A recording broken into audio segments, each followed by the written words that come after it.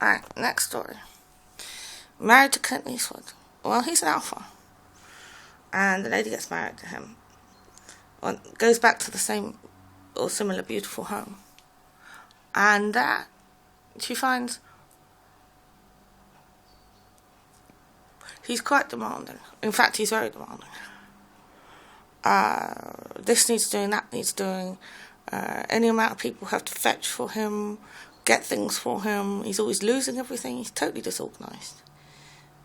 And she's pulling her hair out trying to look after him. If he hasn't had his dinner, all hell lets loose. Even though he's trying to be easygoing. It's dinner time, he hasn't had his dinner, all hell lets loose.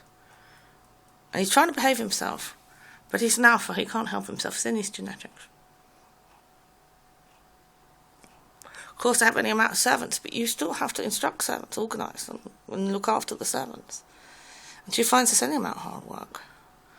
Because he's just hard work, alright? He's hard work.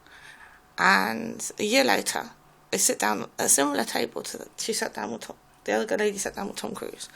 And she says, I can't handle this. I've no life of my own. You totally dominate my life. I can't bear it anymore. And both women are sitting down thinking, hang on, if I back out the marriage now, I've made a very tidy profit. Both women are sitting down at the similar tables thinking this. One looking at Tom Cruise, the other looking at Clint Eastwood, for completely different reasons.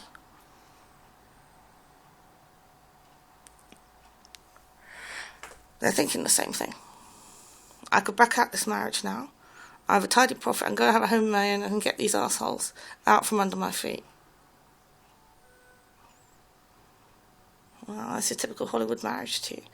And whether you're in Hollywood and rich and famous, or whether you're an ordinary person, whether you're not particularly rich or famous at all, it's the same story, slightly different details. It's the woman who makes that decision. Both men would try and patch it up. Even a man who's inclined to have affairs will try and patch it up. He has affairs, but he won't marry another woman.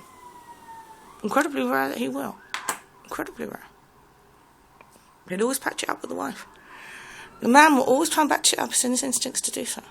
It is only the woman who can break the home. And in both cases, both women do their sums. They've made $5 or $6 million if they back out now.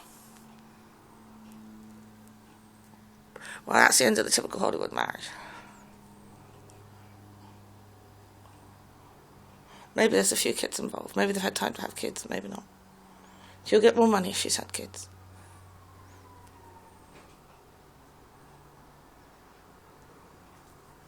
As I said, it's the same story all round. Wherever you come from, whoever you are, however successful or not, it's the same story all round. Just the details are different.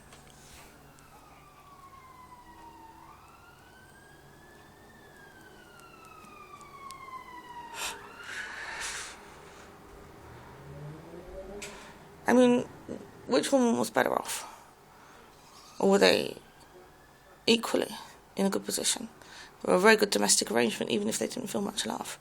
Were they equally in a good domestic arrangement? Well, they had nothing to grumble about, did they? They were in a good domestic arrangement. Which is the main thing, because marriage is primarily a domestic arrangement. So, why make... This is why the Jedi say make it hard for the woman to divorce. Make it possible, but make it hard. And don't give her a reason, like she's going to make $6 million, to break the home. And keep that marriage as a domestic arrangement. Keep the family foundation strong. It's in the state's interest. It's in everybody's interest that foundation remains strong. Marriage is the foundation of society. Don't let it break easily.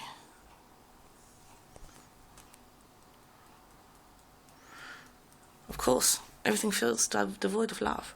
Where's the love here? Well, when marriage is strong. Partly because the woman can't easily escape from it. That may seem unfair, it's not at all. She committed to the marriage, she knew what she was committing to. She knew that she was committing to a bond that she could not break easily. And she should not be able to break it easily. Alright? If she knows that's what she's committing to, then maybe she shouldn't commit to marriage so easily. She should think about it a long time. If she wants to remain single, then she should bear that in mind. She'd rather live alone. She can live alone, and she can just have lovers. A lot of women try this. Live alone. Take the kids from whatever relationship the kids get produced from. Always live alone and just have lovers. Never commit. Never commit to a man. You commit to a man, you have to look after him.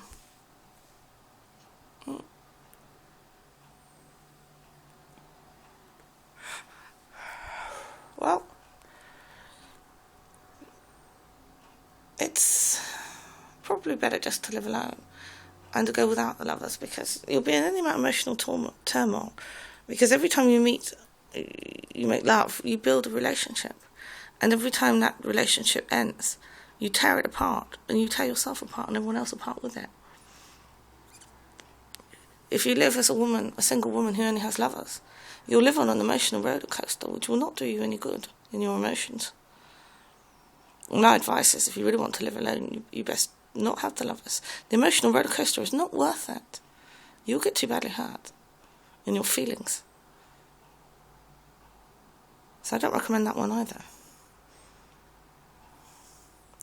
Is there a solution? The solution is love. You marry because you love someone. Or sometimes you can marry because you're just so well suited, so enjoy being together that your home would be a domestic bliss.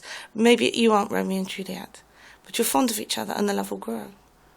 Either way, those are good reasons to marry. Any others are not.